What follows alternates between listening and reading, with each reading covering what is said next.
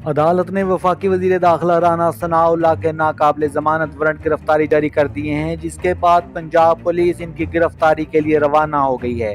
ARY news के मुताबिक special judicial magistrate Rawalpindi के सीनियर सिविल जज ने वफाकी वजीर दाखिला राना सनाउल्लाह के वारंट गिरफ्तारी जारी कर दिए हैं, जिसके बाद इनकी गिरफ्तारी के लिए पंजाब पुलिस की टीम रवाना हो गई है।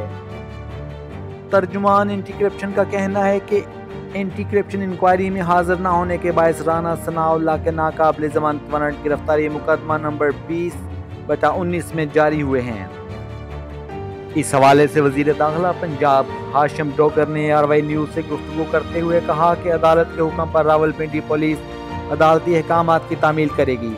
ज़ाब्ते के मुताबिक मकामी पुलिस को इत्तला देकर राना सनाउल्लाह की गिरफ्तारी के अमल का आगाज़ किया जाएगा।